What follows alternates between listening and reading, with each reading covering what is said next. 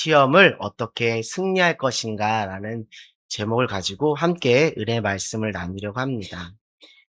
목사님께서 튀르키예 성지순례 여정 가운데 또 저에게 또 강단에서 말씀을 섬길 수 있는 또 기회를 주신 하나님께 감사하고요.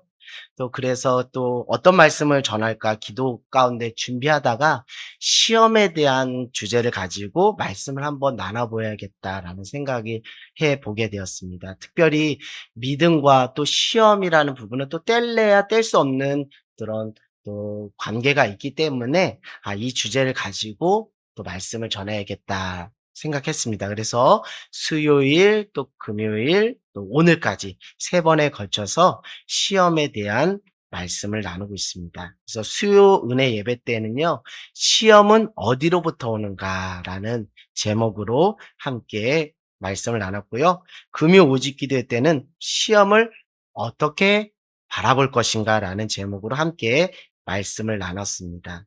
오늘은 시험에 대한 마지막 시간, 시험을 어떻게 승리할 것인가라는 제목을 가지고 함께 말씀을 나누도록 하겠습니다. 자, 오늘 이 말씀은 잘 아시는 말씀이죠. 예수님께서 십자가에 달려 돌아가시기 전에 겟세마네 동산에서 무엇 하신 장면이죠? 기도하시는 장면이 나옵니다. 우리 말씀 읽었지만 다시 한번 읽어볼까요? 32절 한번 읽어볼까요? 시작.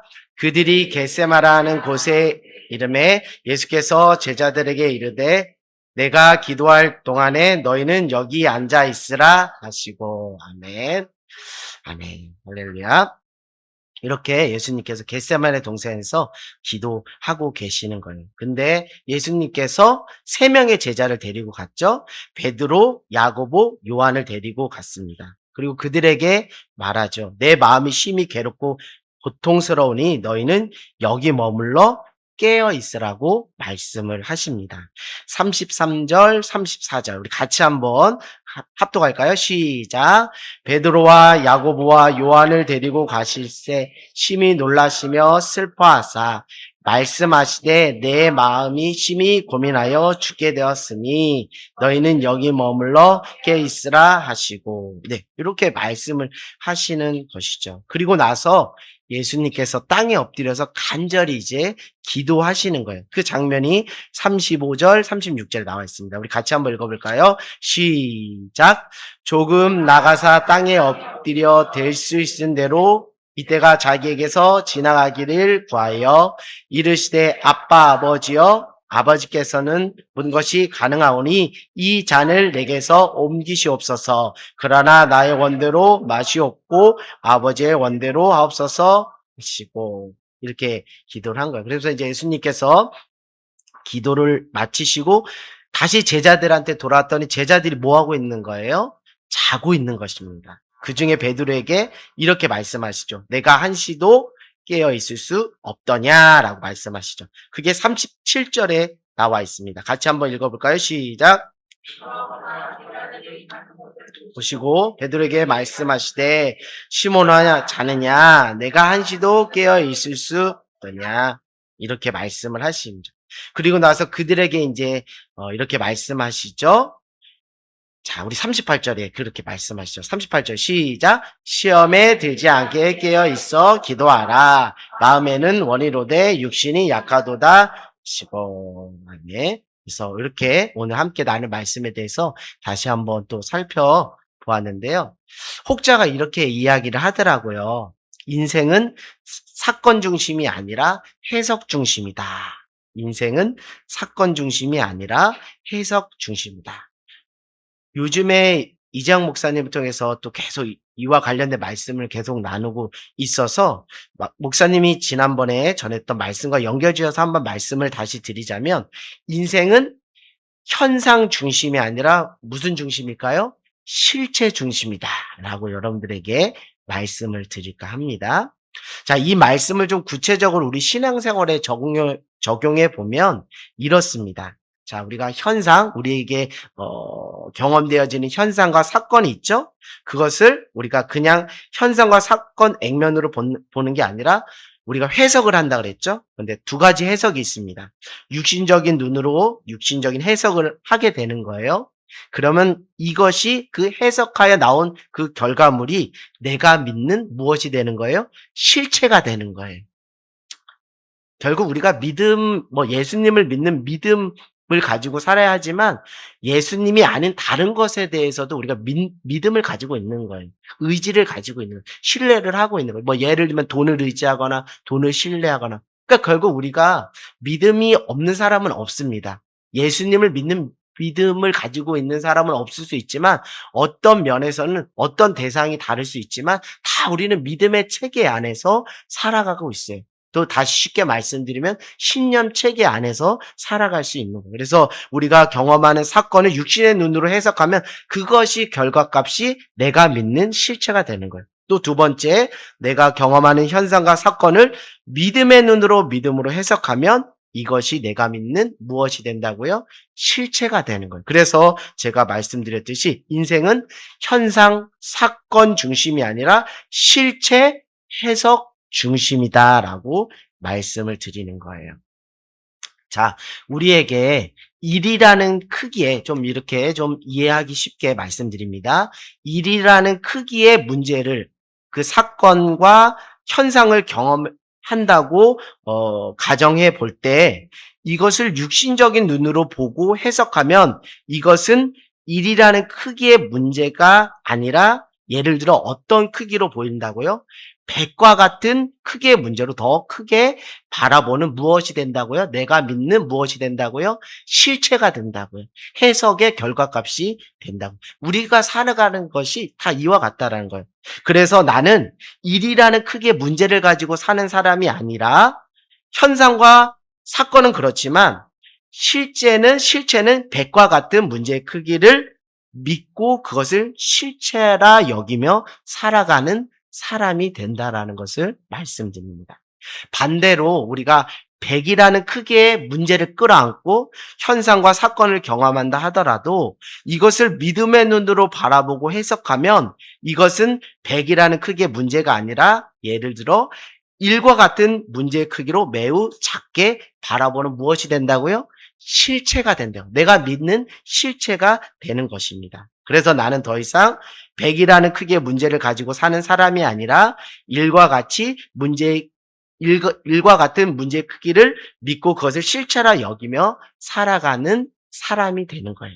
그래서 인생은 사건 중심이 아니라 해석 중심이다. 인생은 현상 중심이 아니라 내가 어떻게 해석하느냐에 따라 그 결과값을 믿음의 실체로 말하면은 실체 중심의 인생이다라는 것을 여러분에게 말씀을 드립니다. 이처럼 문제를 만나고 어떤 현상을, 어떤 사건을 우리가 어떤 눈으로 바라보느냐는 대단히 중요한 것입니다. 왜냐하면 내가 어떻게 바라보느냐에 따라 해석이, 실체가 달라지기 때문이죠. 그래서 세상을 무슨 눈으로 바라보는 게 중요하다고요? 믿음의 눈으로 바라보고 해석하는 것이 대단히 중요하다라는 것을 말씀을 드립니다. 저는 오늘 이 말씀을 함께 나누면서 요즘 하나님께서 저에게 계속 주시는 말씀이 있어요. 정말 믿음으로 사는 삶에 대해서 진지하게 고민해 보면 과연 믿음으로 사는 삶이 무엇일까 고민하면서 하나님 이 말씀에 대해서 계속 저에게 감동을 주십니다. 자, 우리 한번 요한복음 20장 24절에서 29절 한번 가볼까요? 요한복음 20장 24절에서 29절입니다. 네, 우리 한번 예수님께서 하신 말씀인데요. 요한복음 20장 24절에서 29절입니다.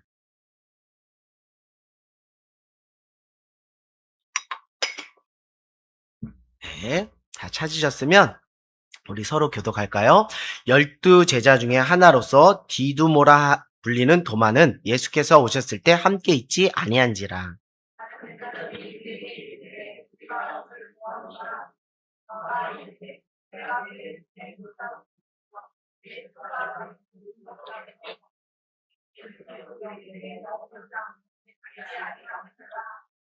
여드레를 지나서 제자들이 다시 집 안에 있을 때 도마도 함께 있고 문이 닫혔는데 예수께서 오사 가운데 서서 이르시되 너희에게 평강이 있을지어다 하시고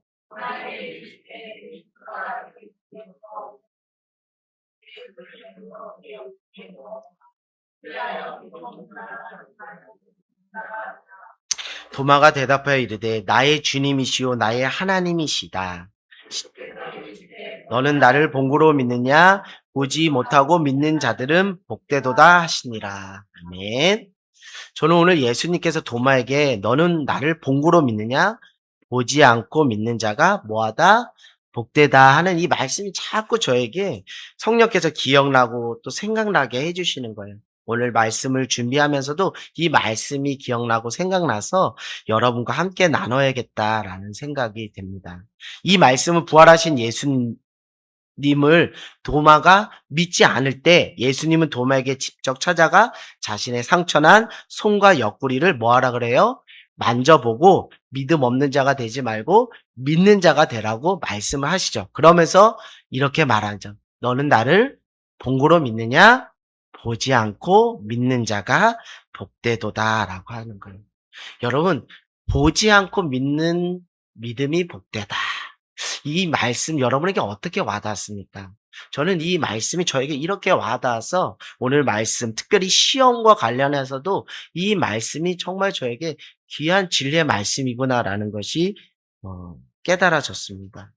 여러분, 왜 우리가 보지 않고 믿는 믿음이 복되도다라고 예수님께서 도마에게 또 우리에게 말씀을 하실까요? 왜 보고 믿는 믿음도 있지만 왜 보지 않고 믿는 믿음이 복되도다라고 했을까요? 이 질문이 여러분에게 크게 와닿지 않을 수 있어서 반대로 다시 여러분들에게 질문을 던져보면 왜 보고 믿는 믿음의 정도의 믿음이 우리의 삶과 신앙에 크게 유익하지 못할까요? 눈에 보이는 것이 전부라 여기며 눈에 보이는 것에만 반응하며 살아가는 것이 결코 우리의 삶과 신앙에 왜 유익하지 못할까요? 우리에게 어떤 영향을 주기 때문일까요? 라고 여러분들에게 다시 질문을 던진다면, 정말 보지 않고 믿는 믿음이 참된 믿음이고 복된 믿음이다라는 생각을 해보게 됩니다. 저는 한 세 가지로 말씀을 드릴게요.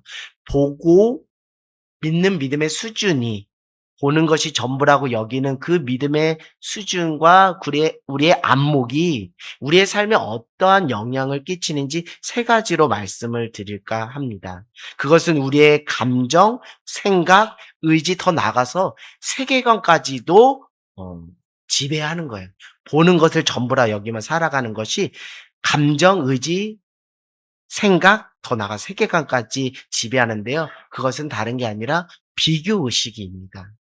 보이는 것을 전부라 여기며 살아가는 정도의 믿음의 수준은 결국 우리가 비교의식에 지배를 받을 수밖에 없다라는 거예요.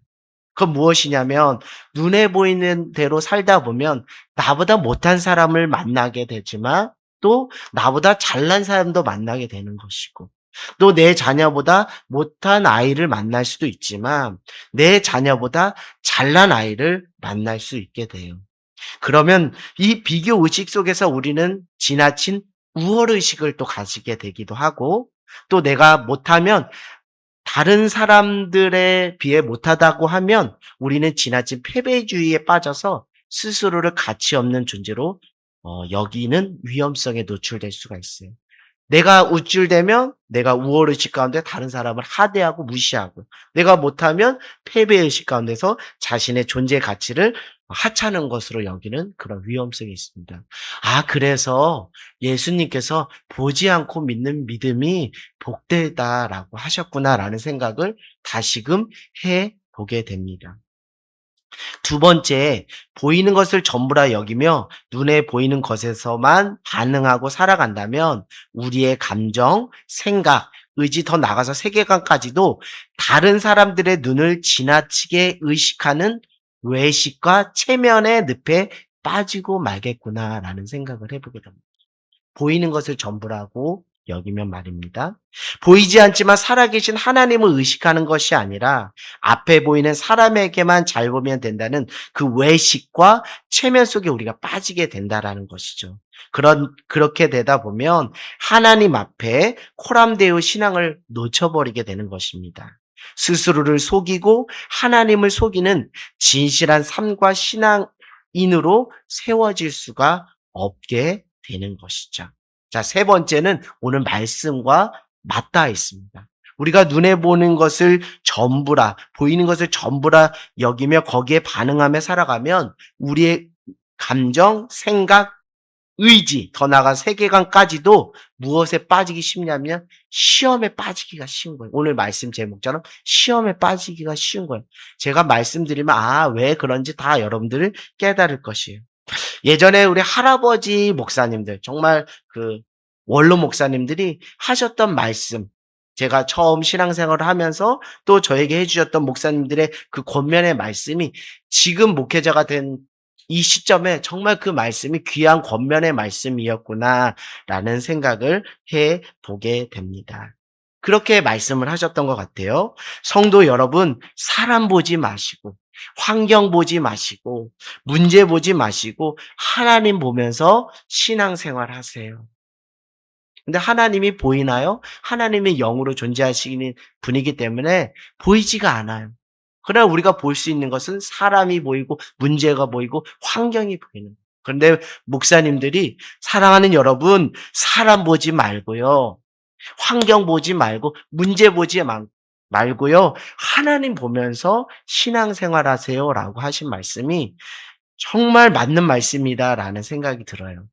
눈에 보이지 않지만 살아 역사하시는 하나님을 바라보지 못하고 사람을 보고 환경을 보고 문제를 바라보며 살다 보면 모든 것이 다 나에게 시험거리로 찾아오고 있다라는 것을 우리가 알 수 있거든요.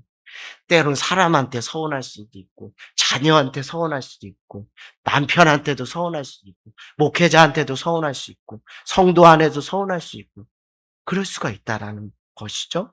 하나님이 다 알고 계심에도 불구하고 하나님보다 사람들이 나의 수고와 나의 애씀을 알아주지 않으면 거기서 우리가 시험 들었어요, 시험 받았어요라고 말하기가 쉽다라는 거예요. 그건 무엇이냐면 눈에 보이는 것을 전부라 여기며 육신의 눈으로만 세상을 바라보고 거기에 반응하면 결국 우리는 비교의식, 외식과 체면, 그리고 마지막 시험에 빠질 위험성에 노출되기 때문에 예수님께서 도마에게 너는 나를 본고로 믿느냐? 보지 않고 믿는 믿음이 복되도다 하지 않았을까라는 깨달음이 와서 여러분들에게 함께 그 말씀, 그 은혜들을 나누게 되는 것입니다. 사랑하는 여러분, 눈에 보이는 것만 보지 말고 눈에 보이지 않는 그 이면을 보는 믿음의 눈이 있기를 주님의 이름으로 간절히 소망합니다. 그래서 예수님께서 도마에게 보지 않고 믿는 믿음이 복되다는 말씀이 정말 마음에 와닿고요. 여러분들 이 말씀을 마음에 새기면서 신앙생활하면 믿음으로 사는 삶, 그 인생, 그 신앙의 여정이 되지 않을까라고 말씀을 드립니다. 그렇지 않고 눈에 보이는 것만 믿고 눈에 보이는 것에만 반응하며 살아가다 보면 우리가 진정 오늘 찬양의 제목처럼 하나님의 은혜와 평강을 누릴 수가 없게 되는 거예요. 왜요? 눈에 보이는 것이 너무 크게 와닿았다 보니까요. 우리 연예인들이 이런 말을 하더라고요. 연예인들끼리 이제 토크하는 이제 영상이 있었는데 그 선배 연예인이 후배 연예인에게 조언을 해주는 거예요. 아무개야, 너 그 유튜브 채널의 댓글 다 읽으려고 하지만 그 읽으면 읽을수록 다 읽으면 읽을수록 너 버텨낼 수가 없어라고 이야기해요. 그건 뭐냐면 연예인들도 그 원리를 깨달은 거예요. 눈에 보이는 것만 다 보면 좋다고 하는 사람도 있지만 싫다고 하는 사람이 있으니까 좋다고 하는 걸 기억이 안 나고 싫다고 하는 사람이 자꾸 눈에 그 댓글이 기억이 나니까 그것이 자기의 무엇으로 다가오는 거예요? 시험거리로 찾아오니까 이런 그런 패턴으로 이런 컨셉으로 신앙생활을 하고 삶을 살아가다 보면 진정 하나님이 우리에게 주시고자 하는 하나님의 은혜와 평강 우리가 누릴 수가 없게 되는 거예요. 그래서 이 땅에서 하나님 나라 천국을 미리 맛보면서 예행 연습하라고 이 땅의 삶을 나그네의 삶을 허락해 주셨는데 그 예행 연습을 하나님의 나라를 이 땅에서 미리 맛보는 그 맛을 느낄 수가 없게 되는 거예요. 사랑하는 여러분, 부디 비교의식과 외식과 시험으로부터 벗어나 세상을 믿음의 눈으로 바라보는 저와 여러분 모두가 되기를 주님의 이름으로 간절히 소망합니다. 우리는 때로는 큰 거를 좋아해요. 그렇죠? 거대한 거를 좋아합니다. 거대 담론을 좋아해요. 거시적인 접근이라고도 말을 합니다. 그래야 뭔가 있어 보이거든요. 거창해 보이고. 그런데 예수님은 지극히 일상적인 것, 지극히 작은 것, 지극히 실제적인 것에 집중하며 신앙생활할 것을 우리에게 말씀해 주셨어요. 그 대표적인 것이 무엇이죠? 지극히 작은 자 한 사람에게 한 것이 곧 나에게 한 것이라는 거예요. 주께 한 것이라는 거예요. 무더운 여름에 지나가는 사람에게 무엇을 대접하는 것? 시원한 냉수 한 그릇 대접하는 것이 곧 누구에게 한 것이라고요? 나에게, 주님께 한 것이라고 한 거예요. 이게 뭐 여러분 뭐 거창한 겁니까? 이게 거창한 거예요? 거창한 게 아니에요. 지극히 일상적이고 지극히 작은 것이며 실제적인 거예요. 그런데 예수님은 신앙생활의 의식화뿐만 아니라 신앙의 생활화를 위해서 이 부분에 집중할 것을 우리에게 요청하십니다. 사랑하는 여러분, 우리가 때로는 신앙생활하면서 여러분 많은 말씀, 암송도 했을 거예요. 너희는 먼저 그의 나라와 그의 의를 구하라. 이건 어떻게 보면 하나님 나라의 거대 담론일 수 있어요. 큰 틀에서 접근해야 되는 것이 필요합니다. 우리가 종종걸음하지 말고 하나님의 나라와 세계를 바라보는 것은 대단히 중요합니다. 그렇게 접근해야죠. 그러나 실천에 있어서 신앙의 생활화에 있어서는 실질적이고 구체적인 적용과 생활이 필요하다는 것을 예수님은 말씀하고 있는 거예요. 그러니까 초월과 내재가 균형이 있어야 신앙이 건강하다라는 것을 말씀을 드립니다. 사랑하는 여러분, 우리가 왜 기도할까요? 뜬금없는 질문일 수 있어요. 우리가 왜 기도할까요? 목사님 당연히 기도해야죠. 그럼 무슨 말씀을 하세요? 왜 우리가 기도할까? 처음부터 기도해야 하는 이유와 목적을 분명히 깨닫고 기도한다라기보다도 신앙생활을 하다 보면서 이래서 이래서 기도가 필요하구나. 이래서 기도해야겠구나라는 차원으로 경험을 통해 그 이유를 뒤늦게 깨닫는 경우가 있어요. 마치 신앙생활이 저는 이와 같다고 봐요. 처음에 교회에 나왔을 때 멋모를 때 내가 왜 예수님을 믿어야 하는지, 내가 왜 죄인인지, 내가 왜 믿음을 가져야 되는지 우리는 그 이유와 목적을 분명히 알지 못해요. 그러나 가랑비에 옷 떴듯이 신앙 공동체에서 신앙생활을 하다 보니까 뒤늦게 내가 정말 죽을 수밖에 없는 죄인이었고 내가 왜 예수님을 믿어야 되고 정말 마지막 때 예수님께서 인자가 믿음을 본다는 게 어떤 의미인지 뒤늦게 경험을 통해서 깨닫는 거예요. 기도 생활도 마찬가지인 것 같아요. 처음부터 내가 기도를 왜 해야 되는지 그 목적과 방향 모르고 그냥 하다가 삶을 살아가다 보니까 버겁고 힘든 삶을 살아가다 보니까 기도 없이는 내가 살아갈 수 없구나. 그래 기도줄을 붙잡아야지 하면서 뒤늦게 기도해야 될 이유와 목적을 발견하게 되는 거예요. 자, 우리 마가복음을 한번 우리 오늘 보았던 말씀 본문으로 다시 한번 돌아가 보겠습니다. 마가복음 14장 38절. 우리 다시 한번 돌아가 볼까요? 마가복음 14장 38절입니다. 우리 함께 봉독했던 말씀인데요. 왜 우리가 기도 생활을 해야 될까? 그 이유가 여기에 있다고 저는 봐요. 마가복음 14장 38절입니다. 자, 우리 다 찾으셨으면 같이 한 절이니까 합독하겠습니다. 시작. 시험에 들지 않게 깨어 있어 기도하라. 마음에는 원이로되 육신이 약하도다 하시고. 아멘. 여러분, 왜 우리가 기도해야 할까요? 저는 오늘 이 말씀 본문을 보면서 그렇지. 신앙생활 하면서 저도 깨닫는 거예요. 처음부터 이 말씀을 알고서 기도해야 된다는 게 모르고 신앙생활을 해서 깨서 그렇지. 시험 들지 않기 위해서는 어떻게 해야 된다고요? 깨어서 기도해야겠구나. 그건 뭐예요? 다시 말씀드리면 우리의 삶에 무엇이 있다라는 거예요? 시험이 있다라는 거예요. 시험을 피해 나갈 수 있는 인생 없다라는 거. 어느 순간 나에게 시험거리에 찾아오는 것들이 많다라는 거예요. 그렇게 신앙생활 하다 보니까 나중에 뒤늦게 이래서 예수님께서 시험에 들지 않게 깨어서 기도하라고 하셨구나. 이런 이유와 목적이 있기 때문에 기도해야겠구나 하는 것을 신앙생활을 경험하면서 뒤늦게 그 이유와 목적을 발견하게 되는 거예요. 내가 기도하는 이유는 거창한 것이 아닐 수 있어요. 아까 전에 거대 담론, 거창한 것 이런 거 또 필요하지만 예수님은 실천적인 부분에서 지극히 실질적이고 구체적인 그 적용과 실천을 우리에게 강조하셨다라고 말씀을 드렸는데요. 거창한 것이 아닐지 몰라도 하루하루 인생을 살다 보면 여기저기 시험 들 일이 한두 가지가 아니잖아요. 그렇죠? 때로는 자녀들한테 서운할 때도 있고, 때로는 누구한테 서운할 수도 있고, 직장 동료 안에서의 서운함도 있고, 시험이 찾아올 때가 있어요. 일에서 서운, 절에서 서운, 일에서 힘듦, 절에서 힘듦. 이런 시험들이 우리에게 찾아올 수 있어요. 그러면 우리가 그런 힘든 가운데서 기도하지 않으면 믿음의 눈이 띄어지는 것이 아니라, 믿음의 해석이 작동하는 게 아니라, 눈에 보이는 육신의 눈이, 육신의 해석이 작동하다 보니까 보이는 족족 그것이 다 우리에게 무엇으로 여겨진다라는 거예요. 시험거리로 못내 상하고, 못내 상처받고, 못내 서운하고, 못내 시험거리로 찾아오는 거예요. 그것을 우리가 경험해 보니까, 맞다, 맞다.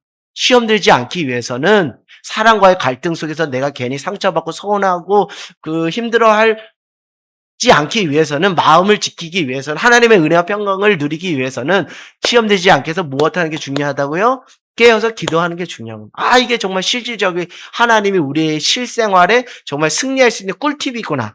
기도 이유를 꿀팁으로 이렇게 알려주셨구나. 깨닫게 돼요. 사랑하는 여러분, 시험 들 일이 많습니다. 목회자라고 시험 들 일이 없을까요? 목회자도 시험 들 일이 많아요. 여러분들도 시험거리가 있어요. 그러나 그걸 시험 들지 않고 깨어서 무엇 하시길 바라요? 기도하길 원해요. 그게 믿음으로 사는 삶인 줄 믿습니다. 믿음으로 승리하는 삶인 줄 믿어요. 그래서 제가 믿음과 좀 관련성 있는 시험에 대한 주제를 한번 여러분과 나눠보고 싶었던 것입니다. 사랑하는 여러분, 시험을 어떻게 승리할 수 있겠어요? 육신의 눈만 커서 보이는 것에만 반응하다 보면 보이지 않지만 살아계신 하나님을 보지 못하게 되는 것이죠. 우리가 육신의 눈으로 세상을 읽고 보이지 않는 하나님과 그 이면을 보지 않고 살아가면 우리에게 시험거리가 찾아오기 쉬운데, 우리가 어떻게 해야 시험 가운데 승리할 수 있을까요? 방금 전에 여러분이 다 확인을 했습니다. 첫 번째, 깨어서 어떻게 하라고요? 기도하라는 거예요. 이건 여러분들에게 정말 실질적인 적용이 될 것 같아요. 깨어서 기도하면 같은 문제를 만나도 서운함이 덜할 수 있어요. 그 회복 탄력성이 커질 수 있어요. 마음에 그 소화력이 생길 수 있어요. 그 육신적인 해석이 아니라 믿음의 해석으로 다 하나님의 뜻이 있겠지. 그 이면에 뭔가 하나님의 계획과 섭리가 있겠지. 하나님의 의도하심이 있겠지라고 그렇게 해석을 하게 된다라는 것이죠. 깨어서 기도하지 않으면 시험에 들어 하루도 마음 평할 날이 없겠구나라는 생각을 해보게 됩니다. 시험 가운데 어떻게 승리할 것인가? 첫 번째, 깨어서 기도하시기를 주님의 이름으로 간절히 소망합니다. 자, 여러분들 우리가 제가 이제 수요일 날 말씀을 전했잖아요. 그 말씀에서 시험에 대한 5가지 성격을 말씀을 드렸어요. 첫 번째는 뭐라 그랬죠? 자기 욕심에 이끌려 유혹에 빠져서 범죄함으로 그 죄의 대가로 받는 시험이 있다라고 했어요. 또 두 번째 뭐가 있다 그랬죠? 무엇이 있다 그랬죠? 악인들의 악행으로 무고한 자가 받는 피해와 고난의 성격으로서의 시험이 있다 그랬어요. 또 세 번째는 뭐라 그랬죠? 내가 예수 믿는다는 이유로, 그리스도인의 이유만으로 받는 믿음의 실현으로서의 성격으로서의 시험이 있다라고 했어요. 그리고 또 네 번째는 뭐라 그랬죠? 광야에서 예수님이 누구에게 직접 시험을 받았죠? 사단 마귀의 시험을 받은 것처럼 우리도 직접적으로 그 영적 공격, 사단 마귀로부터 영적 공격을 받는 차원의 시험이 있다고 했어요. 또 5번째는 뭐라 그랬죠? 아브라함의 그 경우를 이야기하면서 이 시험은 하나님 우리의 무엇을 테스트하는 시간이다, 믿음을 테스트하는 시간이다라고 5가지를 얘기했어요. 물론 이 5가지의 범죄에 들어가지 않는, 이해할 수 없는 그 시험도 있기 마련인데요. 그 중에 첫 번째, 우리가 만약 욕심에 이끌려 유혹에 넘어져서 죄를 지면 죄의 대가로, 그 죄의 결과로 받는 성격의 시험이 있다라고 말씀을 드렸죠. 그것을 지난 수요일 날 제가 말씀을 드렸습니다. 이것은 자신이 저지른 죄의 대가를 받는 성격의 시험이라는 것이죠. 만약 우리가 이런 상황 가운데 있다면, 에휴, 그래, 내가 잘못했으니까 죄값을 내가 받으면 되겠지. 별 수 있겠어. 내가 그냥 죄값 치른다. 라는 식으로, 어떻게 되겠어. 내가 벌을 받아야지. 죄값을 치러야지. 라는 식으로 인생을 자포자기하며 위축되어 수동적으로 그 시험의 과정을 통과한다라면, 여러분, 이것이 여러분에게, 만약 여러분이 그런 상황이라면 여러분에게 이것이 유익할까라는 생각을 해보게 돼요. 물론 자신이 잘못을 저지른 것에 대한 대가를 받아야 되겠지만 말입니다. 그러나 이런 차원으로 그냥 자포자기하고 위축되어 수동적으로 제 값만 내가 받으면 되지. 그래요. 나 잘못했어요. 이런 식으로만 이렇게 접근한다면 차후에 이런 일이 일어났을 때, 이런 경우에는, 이런 차원에서는 차후에 이런 시험들이 찾아왔을 때 진정한 의미에서 시험 가운데 승리할 수 없겠구나라는 생각을 하게 됩니다. 반복적인 패턴으로 그 시험의 늪에 빠질 수 있겠다라는 생각을 해보게 됩니다.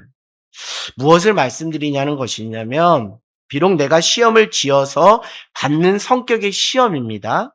라 할지라도, 내가 죄를 지어서 받는 성격의 시험이라 할지라도 이것의 성격, 시험의 성격과 수준을 변화시켜서 도리어 여러분 믿음을 드리고 믿음을 세워가는 전화위복의 시간으로 삼는 것이 앞으로 제차, 3차 똑같은 시험의 성격에 늪에 빠지지 않는 진정한 의미에서 시험 가운데 승리할 수 있는 길이 여기에 있다라고 저는 보는 거예요. 여러분, 내가 범죄해서 그 죄의 결과로서 받는 시험이지만 이것을 어떻게 하면 무엇으로 전화위복 시켜야 된다고요? 믿음을 세우는 차원으로 그 성격과 수준을 전화위복 역전시키는 것이 시험에 대한 진정한 승리라고 말씀을 드렸는데요. 어떻게 이 수준을, 이 성격을 변화시킬 수 있을까요? 그것은 회개인 줄 믿습니다.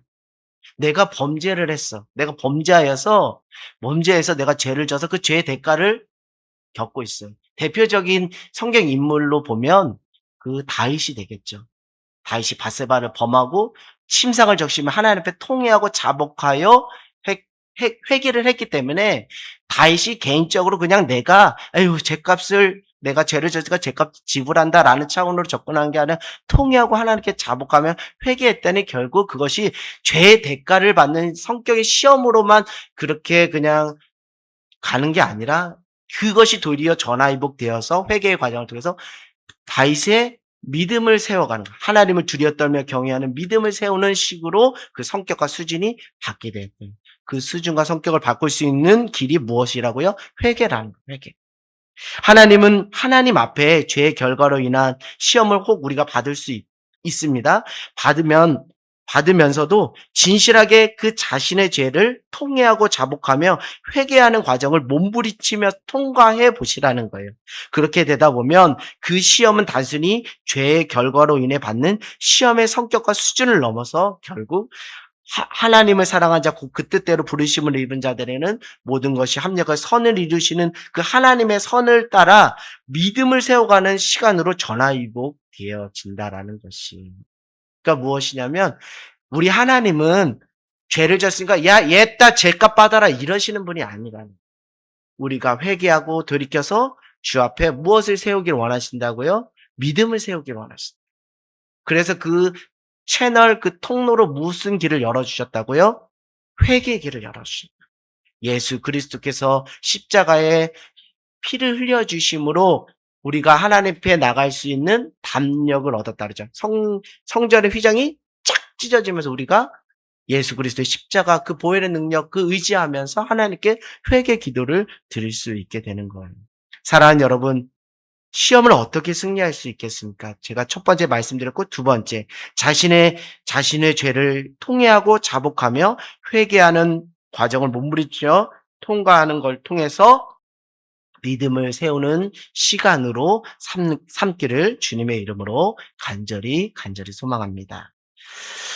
자, 어느 날 국수집에 노숙자가 찾아왔어요. 어느 날 국수집에 노숙자가 찾아왔어요. 그는 한때 정말 사업가로서 성공한 사업가였는데 가까운 지인에게 사기를 당해서 사업이 실패하고 경제적 빚을 떠안게 되면서 가족과도 헤어지게 되고 하루아침에 노숙자 신세가 되고 말았습니다. 너무 배가 고파서 국수집에 가서 국수를 시켰어요. 한 그릇을 먹으니까 허기가 지는 거예요. 또 한 그릇을 시켜서 또 먹었습니다. 그래 또 허기가 졌어요. 그래서 또 한 그릇 시켜서 총 3그릇의 국수를 먹으니까 이제 배가 가득 찬 겁니다. 근데 문제는 무엇이냐면 국수값을 지불할 돈이 없는 거예요. 돈이 없는 거예요. 그에게는 이제 한 가지 길밖에 없습니다. 도망치는 것. 근데 그냥 도망치면 안 되니까 국수집 사장님이 국수 음식을 준비하는 바쁜 틈을 타서 '내가 도망쳐야지.'라고 생각하고 그 틈을 본 거예요. 그 틈을 본 거예요, 틈을. 근데 막 주문이 밀려고 하니까 사장님이 바빠 가지고 막 그러는 찰나에 그 틈이 생겨서 그냥 냅다 주랭랑을 친 겁니다. 국수집 사장님한테 잡힐까 봐 정말 온 힘을 다해서 좀 뛰었어요. 그런데 그렇게 정신없이 달리던 노숙자에게 국수집 사장님이 이렇게 크게 소리치며 외쳤어요. 뭐라고 외쳤을까요? 우리가 일반적으로 어떻게 할까요? "저 뭐뭐 잡아라. 저 도둑놈 잡아라. 국수값 떼는 저 도둑놈 잡아라." 이렇게 하는 게 일반적이고 그거를 노숙자도 기대했기 때문에 그게 무서워서 막 열심히 막 뛴 건데요. 그 사장님이 이렇게 이야기했다고 해요. "뛰지 말고 가. 다치니까 그냥 걸어가." 이렇게 얘기했다는 거예요. 좀 좀 어색하죠? 네, 어색하죠. 저도 어색합니다. 그 사장님이 왜 그랬나 몰라요. 그 사장님이 그 노숙자한테 "뛰지 말고 가. 다치니까 그냥 걸어가." 라고 크게 소리를 쳤다는 거예요. 크게 그 소리쳤다라는 거예요. "저 도둑놈 잡아라."라고 말해도 될 상황인데 말입니다. 그러니까 국수를 먹고 도망가는 그 자신을 향해 행여나 넘어질까 염려하여 베풀어 주신 국수집 사장님의 용서가 그게 느껴진 거예요. 그래서 그 용서로 그는 세상을 향하는 원망, 징후, 복수심이 불타고 있었는데 그것이 어느 순간 눈 녹듯 사라지게 됐습니다. 그 사장님이 하신 말씀, "뛰지 말고 가. 다치니까 그냥 걸어가." 이게 그에게는 그 사랑으로 품어주는 그 용서이고 위로고 격려고 힘이 되었던 거예요. 그래서 그 사장님의 말 한마디에 용기를 얻어서 다시 열심히 살아서 사업가로 다시 성공하고 재기할 수 있었다라는 그 이야기가 있습니다. 사랑하는 여러분, 혹시 시험 당한 사람이 주변에 있을까요? 시험 당한 사람들이 주변에 왜 없겠습니까? 이런 일 저런 일로 어려움을 겪고 있는 사람이 한 명 이상은 꼭 있을 거예요. 그때 여러분, 그 시험 당한 사람을 향해 쉽게 판단하고 정죄하지 않기를 원합니다. 욥이 고난 가운데, 욥이 시험 가운데 있을 때 욥이 그 고난으로 힘들고 그 시험으로 힘들었지만 그가 더 괴롭고 더 힘들었던 것은 그가 그렇게 믿고 같이 했던 인생을 같이 했던 욥의 세 친구가 뭐라 그래요? "너가 죄를 져서 그 죄값 때문에 죄값 치르는 거야 지금." 그러나 성경은 그렇게 말하지 않죠. 성경은 욥은 당대의 의인이라고. 하나님마저도 그의 믿음을 인정한 그런 그런데도 우리는 주변에 시험 당하는 사람, 오늘로 말하면 노숙자, 경제적인 위기와 어려움 속에서 노숙자 신세가 된 사람에게 혀를 차면서 "에이구 당해도 마땅하다. 싸도 마땅하다." 이런 식으로 판단하고 쉽게 정죄하지는 않았는지 우리 스스로를 돌아보기를 원합니다. 오늘 국수집 사장님의 말 한마디가 시험을 당하는 사람에게는 필요한 거예요. "뛰지 말고 가. 그냥 걸어가." 국수집 사장님처럼 사랑으로 함께 품고 용서해 주는 것이 어떨까요? 그 시험을 당한 사람을 향해서요. 그것이 뭐 용서의 성격일 수도 있고 기다려줌의 성격일 수도 있고 그냥 품어줌의 성격일 수도 있겠지만 말입니다. 다만 쉽게 판단하고 정죄하지 않기를 주님의 이름으로 소망합니다. 시험 당하는 사람의 그 시험이 개인적인 차원이라 개인적인 문제라 여기지 말고 우리 공동체가 함께 품고 그 영혼을 위해 기도해 줘야 되는 문제와 성격으로 규정하며 그 영혼을 향해 그 시험 가운데 있는 그 영혼을 향해 사랑으로 품고 관용을 베풀고 온유와 겸손함으로 용서해 준다면 그가 시험 가운데 다시 믿음으로 일어설 수 있는 용기를 얻지 않을까라는 생각을 해보게 됩니다. 우리도 죽을 수밖에 없는 죄인이었어요. 우리도 죄로 말미암아 그 죄의 저주 아래 놓여 있던 인생인데 하나님께서 독생자 예수 그리스도를 십자가에 내어 주시면서 우리를 사랑으로 품어 주시고 용서해 주셨기에 다시 일어날 수 있었습니다. 우리가 그런 은혜를 받은 자예요. 우리가 사랑으로 품어 주시고 용서해 주시고 보듬어 주시고 자녀라 여겨 주시고 의인이라 여겨 주시는 그 은혜를 받은 자예요. 그렇다면 그 은혜를 입은 자로서 우리가 은혜에 보답하며 사는 게 믿음이라고 하였는데 시험 당한 사람에게 우리가 받은 은혜를 고스란히 흘려보내는 저와 여러분 모두가 되기를 원합니다.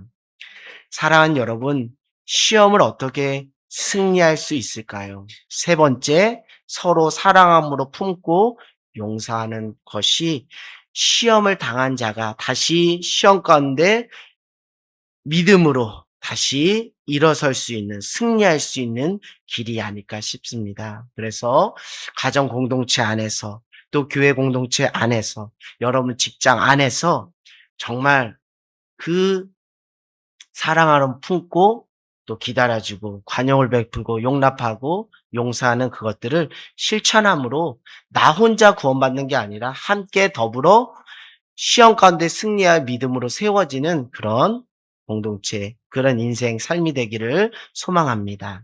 우리 베드로전서 4장 7절에서 8절 제가 그냥 읽어 드릴 테니까 여러분 이 말씀 마음에 새기길 원합니다. 베드로전서 4장 7절에서 8절입니다. 만물의 마지막이 가까이 왔으니 그러므로 너희는 정신을 차리고 근신하여 기도하라. 만물의 마지막이 가까이 왔으니 그러므로 너희는 정신을 차리고 근신하여 기도하라. 무엇보다 뜨겁게 서로 사랑할지니 사랑은 허다한 죄를 덮느니라. 베드로전서 4장 7절에서 8절 말씀입니다. 오늘 설교를 마치면서 제가 시험에 승리하기 위해서 첫 번째 깨어서 기도하십시오. 두 번째 자신의 죄를 회개함으로 도리어 믿음을 세워가는 기회로 삼으십시오. 세 번째 상대방의 연약함, 허물을 시험을 당하는 그 상대방의 연약함과 허물을 서로 사랑함으로 품고 용서해 주십시오라고 말씀을 드렸습니다. 여러분 끝으로 한 가지 더 말씀드리고 말씀을 마칠게요. 사랑하는 하늘 땅 교회 식구 여러분, 제가 오늘 이 말씀을 전했다고 해서 여러분 안에 더 이상 시험이 없다라고 생각하지 말라는 거예요. 시험 있기 마련입니다. 우리가 하나님 나라 천국 가기 전까지 우리의 삶은 시험의 연속일 수 있어요. 그래서 너희가 시험 당하는 것을 무엇이 여기지 말라고요? 이상한 일 당한 것처럼 여기지 말라. 그런 마음에 그런 준비가 필요한 것 같아요. 인생을 담담하고 담백하게 볼 필요가 있습니다. 다시 여러분에게 시험이 찾아와요. 지금 코앞에 시험이 찾아왔을 수도 있어요. 지금 예배 끝나고 시험이 찾아올 수도 있어요. 이런 이야기가 있잖아요. 은혜는 기껏 받고 어디서 다 쏟는다? 주차장에서 쏟는다.